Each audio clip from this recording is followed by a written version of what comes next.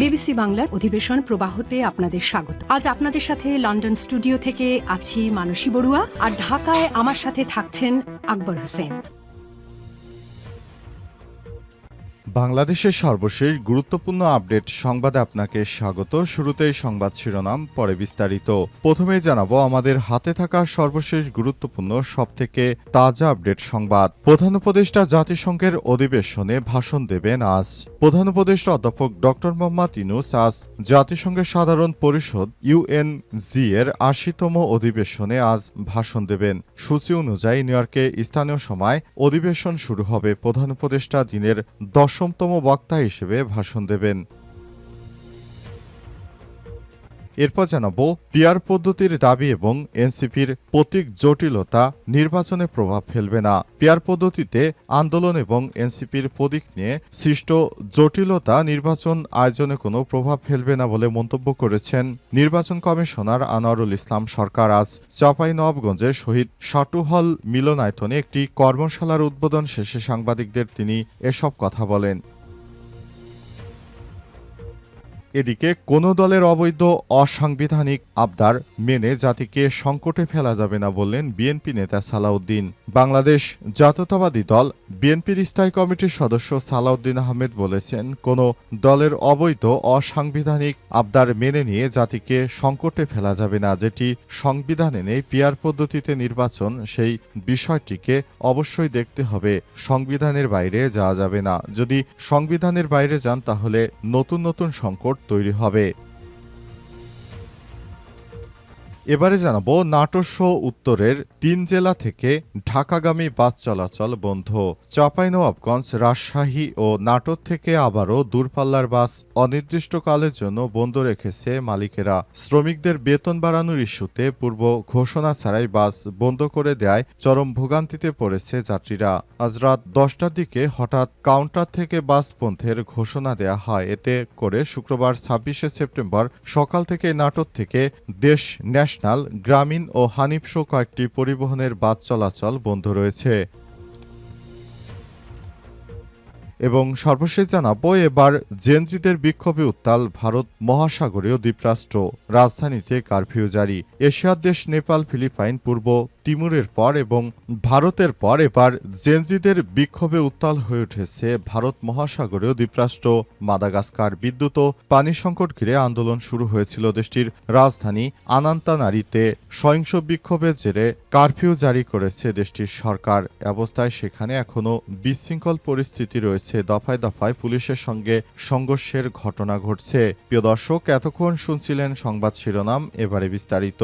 তবে তার আগে বন্ধুরা অনুরোধ থাকবে এই সংবাদটিতে একটি লাইক দিন। এই চ্যানেলে আপনি নতুন হয়ে থাকলে আমাদের সংবাদটি দেখতে দেখতে চ্যানেলটি সাবস্ক্রাইব করে রাখুন। কমেন্ট করে বন্ধুরা আপনার মূল্যবান মতামত জানিয়ে দিন আপনি বিশ্বের কোন দেশ থেকে বা বাংলাদেশের কোন স্থান থেকে আমাদের সংবাদটি দেখছেন এবং শুনছেন। আর বন্ধুরা, এই সংবাদটি আপনার সোশ্যাল মিডিয়া ফেসবুকে শেয়ার করে বন্ধুদেরও দেখার সুযোগ করে দিন।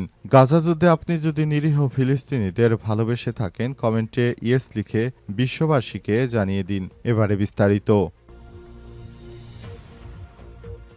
প্রধান উপদেষ্টা জাতিসংঘ অধিবেশনে ভাষণ দেবেন আজ। প্রধান উপদেষ্টা অধ্যাপক ড মোহাম্মদ ইউনূস আজ শুক্রবার ২৬শে সেপ্টেম্বর জাতিসংঘের সাধারণ পরিষদ অধিবেশনে ৮০তম অধিবেশনে ভাষণ দেবেন। সূচি অনুযায়ী নিউ ইয়র্কে স্থানীয় সময় সকাল ৯টায় অধিবেশন শুরু হবে। প্রধান উপদেষ্টার দিনের ১০তম বক্তা হিসেবে ভাষণ দেবেন। প্রধান উপদেষ্টা তার ভাষণে অন্তর্বর্তীকালীন সরকারের নেওয়া সংস্কার কার্যক্রম, ২০২৪ সালের জুলাই মাসের গণ অভ্যুত্থানের আকাঙ্ক্ষা, ২০২৬ সালের ফেব্রুয়ারিতে অবাধ, সুষ্ঠু ও গ্রহণযোগ্য নির্বাচন আয়োজনের অঙ্গীকার, জুলাই হত্যাকাণ্ডের বিচার এবং রোহিঙ্গা সংকট বিষয়ে তুলে ধরবেন বলে আশা করা হচ্ছে। গত বৃহস্পতিবার প্রধান উপদেষ্টা প্রেস সচিব শফিকুল আলম এক ব্রিফিংয়ে জানান, অধ্যাপক ড ইউনূস গত ১৪ মাসে অন্তর্বর্তীকালীন সরকারের সংস্কার কার্যক্রম এবং দেশের অর্থনীতি পুনরুদ্ধারের অগ্রগতি সম্পর্কে বিশ্ব সম্প্রদায়কে জানাবেন। গণতান্ত্রিক উত্তরণ নিশ্চিত করতে সরকারের নেয়া উদ্যোগও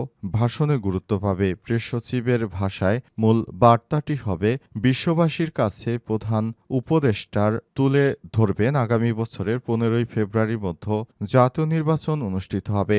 নির্বাচনটি হবে অবাধ, সুষ্ঠু ও শান্তিপূর্ণ, বিশ্বাসযোগ্য এবং উৎসবমুখর পরিবেশে এই নির্বাচন অনুষ্ঠিত হবে। অন্তর্বর্তীকালীন সরকারের প্রধান উপদেষ্টা দীর্ঘদিন ধরে এই নির্বাচনটি দেওয়ার জন্য তিনি কাজ করে যাচ্ছেন। অবশেষে তিনি সেই মহেন্দ্রক্ষণ সময় পেয়েছেন এই নির্বাচনটি সুষ্ঠু করার জন্য। অন্তর্বর্তীকালীন সরকারের প্রধান উপদেষ্টা সব রকমের প্রস্তুতি গ্রহণ করছেন। তবে আওয়ামী লীগের নেতাকর্মীরা বিদেশে অন্তর্বর্তীকালীন সরকারকে বাধার মুখে ফেলেছে। শেখ হাসিনা নির্দেশ দিয়েছেন, যে করে হোক ইউনূসের বহরকে লক্ষ্য করে হামলা চালাতে হবে।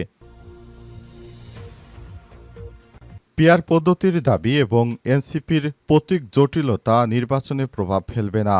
পিআর পদ্ধতির দাবিতে আন্দোলন এবং এনসিপির প্রতীক নিয়ে সৃষ্ট জটিলতা নির্বাচন আয়োজনে কোনো প্রভাব ফেলবে না বলে মন্তব্য করেছেন নির্বাচন কমিশনার আনারুল ইসলাম সরকার। আজ চাঁপাইনবাবগঞ্জের শহীদ সাটু হল মিলনায়তনে একটি কর্মশালার উদ্বোধন শেষে সাংবাদিকদের আলাপকালে তিনি এসব কথা বলেছেন। তিনি বলেন, পিআর পদ্ধতি নির্বাচনে সংবিধানে নেই, সুতরাং পিআর পদ্ধতিতে নির্বাচন দিতে হলে অবশ্যই আগে সংবিধানে পরিবর্তন করতে হবে। আমরা তো সরকার না, আমরা সংবিধান পরিবর্তন করতে পারি না। আমাদেরকে অবশ্যই সে বিষয়টিকে খেয়াল রাখতে হবে। আর যারা মনে করছে যে এই প্রতীকটি তাদের দিতে হবে, অর্থাৎ শাপলা প্রতীক দিতে হবে এনসিপিকে, সে বিষয়টিও খুলাসা করেছেন তিনি বলেন, আমরা শাপলা প্রতীক দিতে চাই, তবে শাপলা প্রতীক আমাদের এই প্রতীকগুলোর মধ্যে সংযুক্ত নেই। সুতরাং এসব প্রতীকগুলো থেকে যদি শাপলা প্রতীক নিতে হয় তাহলে আইন মন্ত্রণালয়কে অবশ্যই শাপলা প্রতীক সংযুক্ত করে তারপর সে বিষয়টি নির্বাচন অফিসকে দিতে হবে এবং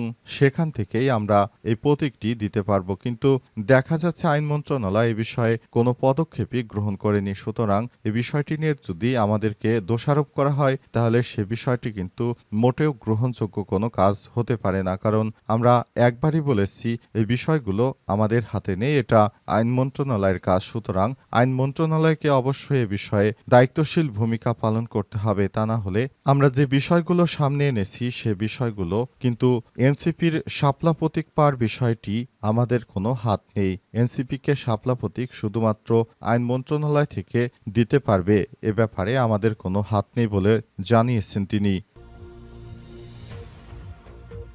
কোন দলের অবৈধ অসাংবিধানিক আবদার মেনে জাতিকে সংকটে ফেলা যাবে না বললেন বিএনপি নেতা সালাউদ্দিন। বাংলাদেশের জাতীয়তাবাদী দল বিএনপির স্থায়ী কমিটির সদস্য সালাউদ্দিন বলেছেন, কোন দল যদি সংবিধানের বাইরে গিয়ে বিভিন্ন কিছু দাবি করে তাহলে সবকিছু মেনে নেওয়া যাবে না। কারণ একটি দলকে যদি সংবিধানের বাইরে গিয়ে সুযোগ দেওয়া হয় তাহলে অন্যান্য দলও বিভিন্ন অসাংবিধানিক দাবি করবে, তখন দেশের মধ্যে বিশৃঙ্খল পরিস্থিতি তৈরি হতে পারে। তাই জামাত ইসলাম যে পিআর নির্বাচনের কথা বলছে, এই পিআর পদ্ধতিতে নির্বাচন দেওয়ার জন্য অবশ্যই সংবিধানে থাকতে হবে। যেহেতু সংবিধানে পিআর পদ্ধতিতে নির্বাচনের কোনো বিষয় উল্লেখ নেই, সুতরাং এই পদ্ধতিতে নির্বাচন আসলে বাংলাদেশের জন্য হতে পারে না। কারণ এই পিআর পদ্ধতিতে নির্বাচন আমাদের দেশে অতীতে কখনো ছিল না। এখনো পিআর পদ্ধতিতে নির্বাচন দিতে হলে অবশ্যই সংবিধানে থাকতে হবে। সংবিধানে যেহেতু পিআর পদ্ধতিতে নির্বাচন নেই, সুতরাং সরকারের উদ্দেশ্য করে আমরা বলতে চাই, আপনারা একটি রাজনৈতিক দলকে খুশি করার জন্য সংবিধানের বাইরে গিয়ে কোনো কাজ করতে পারেন না। এটা সাংবিধানিকভাবে সরকারকে দেউলিয়াত্বের মধ্যে ঠেলে দেবে। কারণ তখন অনেকেই অনেক কিছু অযৌক্তিক দাবি করে বসবে। তাই সরকারকে আহ্বান জানাবো, আপনার কোনো অসাংবিধানিক দায়িত্ব মেনে নেবেন না। অন্তর্বর্তীকালীন সরকার, আপনি আপনার জায়গা থেকে যথাযথ সময়ে নির্বাচন দিয়ে দিন। নির্বাচন হলে দেশের মধ্যে যে বিশৃঙ্খল পরিস্থিতি রয়েছে সেগুলো সব ঠিক হয়ে যাবে। দেশ জুড়ে যে অশান্তি বিরাজ করছে সেগুলো ঠিক করতে নির্বাচনের কোনো বিকল্প নেই। তিনি আরও বলেছেন, ডক্টর মোহাম্মদ ইউনূস আন্তর্জাতিকভাবে গ্রহণযোগ্য ব্যক্তিত্ব। তিনি যদি দেশে সুষ্ঠু নির্বাচন দেন, এই নির্বাচন দেশের জনগণ মেনে নেবে। এই নির্বাচনের মাধ্যমে আমরা নতুন বাংলাদেশ গড়তে পারব। আর অন্তর্বর্তীকালীন সরকারের প্রধান উপদেষ্টা যখন দায়িত্ব থেকে চলে যাবেন তখনও কিন্তু বিএনপি সংস্কার প্রক্রিয়া ত্বরান্বিত করবে। বিএনপি সংস্কার প্রক্রিয়া ধারাবাহিকভাবে চালিয়ে যাবে। এবার জেনজিদের বিক্ষোভে উত্তাল ভারত মহাসাগরীয় দ্বীপরাষ্ট্র, রাজধানীতে কারফিউ জারি। এশিয়ার দেশ নেপাল, ফিলিপাইন, পূর্ব তিমুরের পর এবার জেনজিদের বিক্ষোভে উত্তাল হয়ে উঠেছে ভারত মহাসাগরীয় দ্বীপরাষ্ট্র মাদাগাস্কার। বিদ্যুৎ ও পানির সংকট ঘিরে আন্দোলন শুরু হয়েছিল। দেশটির রাজধানী আনান্তানারিভোতে সহিংস বিক্ষোভের জেরে রাত 10টায় কারফিউ জারি করে দেশটির কর্তৃপক্ষ।